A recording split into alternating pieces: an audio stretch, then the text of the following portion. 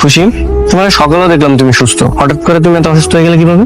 ঠান্ডা পানি খেয়েছিলাম তো ফ্রিজ থেকে, এই জন্য মনে হয় একটু সমস্যা হয়ে গেছে। দেখো খুশি, নিজেকে ভালোবাসতে হবে আগে, ঠিক আছে? নিজের টেক কেয়ার নিজের করতে হবে। ডাক্তার কি বলছো? বলছো তোমার অ্যাজমার সমস্যা, তো আইসক্রিম ঠান্ডা পানি এগুলো থেকে দূরে থাকতে হবে, মনে থাকবে তো? আচ্ছা খুশি, একটা জিনিস বুঝলাম না, তোমার নাম খুশি কিন্তু তোমাকে দেখে না কখনো খুশি মনে হয় না, মনে হয় যে তোমার মনের মধ্যে অনেক কষ্ট। কি হয়েছে বলো তো? কই না তো, আমি তো অনেক খুশি। আপনার মতো হাজবেন্ড পেয়েছি, আমি খুশি হব না? হ্যালো, কিরে কেমন আছিস তুই? ভালো আছি, তুই কেমন আছিস? আব্বার কি খবর কত? আমিও ভালো আছি, আব্বাও ভালো আছে। কি করতেছিস? আমি তো ওই হসপিটালে গেছিলাম। হসপিটালে মানে? মানে ওই, এই তুই ঠিক আছিস তো? তোর কিছু হয় নাই তো? না না না, আমার কি হইব, পাগল হইছস? আমি তো ঠিক আছি। ওই তোর ভাইয়ার লগে ঘুরতে আইছি আর কি, হসপিটালের পাশে আর কি, অনেক সুন্দর জায়গা আছে ঘোরার মতো, এদিকে আইছি। তাই ক, আমি তো ভয় পেয়ে গেছিলাম। আচ্ছা, তোর বাড়িতে মুরদ ভাই গেছিল, তোর শাশুড়ি নাকি বাড়িতে ঢুকতে দেয় নাই?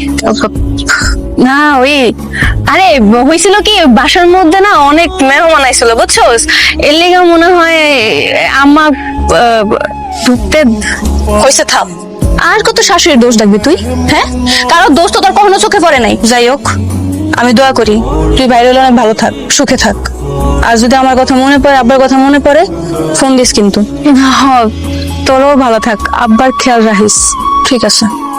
বদমাইশটার উপর অত্যাচার আর একটু যদি বাড়াই দেওয়া যায় না, দেখবি শয়তানের মতো আর দুদিনের বেশি সময় লাগবে না। খালামণি, একটা ব্যাপার কিন্তু ভালো, ওর উপর তুমি যতই নির্যাতন করো কিন্তু জামাই কাছে বিচার টিচার দেয় না। বলবে কি করে, ভয়ে ভয়ে রাখছি না। তুমি কি কালকে সকালে চলে যাচ্ছ? হ্যাঁ। না গেলে হয় না? আরে না, চিটাগাং বন্দরে আমার কিছু মাল পড়ে আছে, আমি না গেলে হবে না। আচ্ছা, আমাকে নিয়ে যাওয়া যায় না? তোমাকে কিভাবে নিয়ে যাবো বলো, আমার সাথে তো অনেক ব্যবসায়ী লোকজন যাচ্ছে। আচ্ছা শোনো, আমি চিটাগাং থেকে ফিরে তোমাকে বান্দরবন নিয়ে যাবো, ঠিক আছে? শোনেন না, আমার মনে ভয় লাগছে। আরে কিসের ভয়, বাড়িতে মা আছে, জুই আছে। আহা, আমার দিকে তাকাও, আমি তো আসি তাই না তোমার সাথে? যখন তুমি আমাকে মিস করবে আমাকে কল দিবো, আমি সবসময় তোমার সাথে কথা বলবো, ঠিক আছে? কি রে মা, কি ভাবতেছিস? কিছু না আব্বা, আজকে খুশি হলে অনেক খারাপ একটা স্বপ্ন দেখছি। খারাপ স্বপ্ন দেখছিস? কি স্বপ্ন দেখছিস? থাক, ওইটা না কই, খারাপ স্বপ্ন কইতে নাই। আব্বা শোনো না, তুমি আমি ঢাকায় যাইয়া খুশি একটু দেখে আহি। যাবো না, নতুন ধান লাগাইতেছি তো, ধান লাগানি শেষ হোক তারপরে যাবো না। ঠিক আছে, তুই খাবার দে, আমি হাত মুখ দিয়ে যেতেছি। পোড়া পোড়া গন্ধ কেন রান্না করে? হ্যাঁ, খালি পোড়াই ফেলছিস? কি পোড়াই তুই? কি পোড়াই ফেলছিস? হ্যাঁ, একটা কাজ ঠিক মতো করতে পারছিস না। একটা কাজ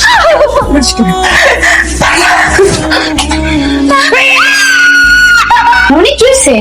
দিছি টাকা, উনার রান্নাতে কোনো মন নাই, উনি রান্না করে রান্না বসাইতে উনি একদম হারাই যায়। দিলাম টাকা, জনম জনম মনে রাখবি, যতবার তরকারি পুড়ে ফেলবি ওকে ভাড়া। খালামণি, টাকা দিছো? আমার কাছে দাও, একটা ছেঁকা দিলে মনে থাকে না।